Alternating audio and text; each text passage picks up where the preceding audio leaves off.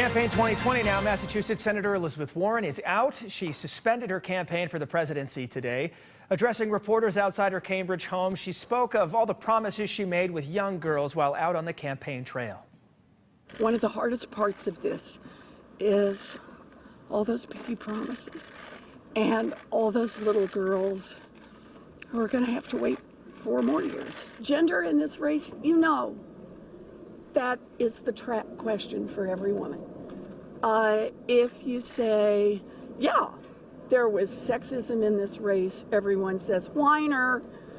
And if you say, no, there was no sexism, about a bazillion women think, what planet do you live on? I promise you this, I will have a lot more to say on that subject later on.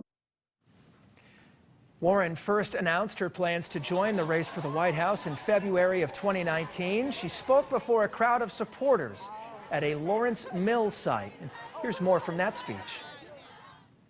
I stand here today to declare that I am a candidate for President of the United States of America. This is the fight of our lives.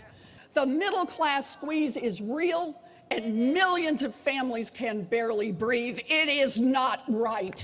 It's not right.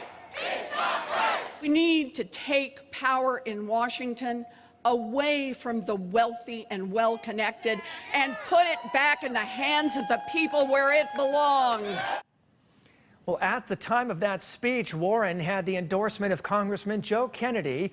He was one of her first, and today Kennedy tweeted, "To my senator, my professor, and most importantly, my friend, you made this race better, our country better. Most importantly, you let millions of little girls just like Ellie know that running for president is what girls do." Warren announced she was launching an exploratory committee in December of 2018. She was the first major candidate to do that. Warren had a disappointing night on Super Tuesday. She didn't finish in the top 2 in any states, including Massachusetts.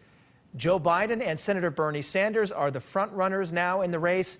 Warren said today she's not going to endorse another candidate right now. We spoke to our political analyst Jon Keller about women and the race for the White House. All you've got to do is jump on Twitter today, and you'll get a sense, albeit just from the Twitter universe, of how angry and upset many women are about the end of the road for the last serious female candidate. Once there were 6, now it's just Tulsi Gabbard hanging on by her fingernails. So this is an issue for whoever the ultimate Democratic nominee is.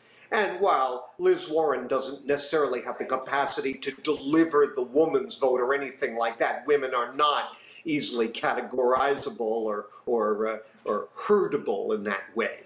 But there's no question about it. Her endorsement is obviously coveted. If she chooses not to endorse but just show up and work hard for the nominee, as she did in 2016, you may remember, she declined to endorse either Sanders or Clinton and just jumped in and worked hard for Clinton after she was nominated. She's going to be a factor. Absolutely. The Democratic nominee needs her out there, making sure to rally women behind the eventual nominee.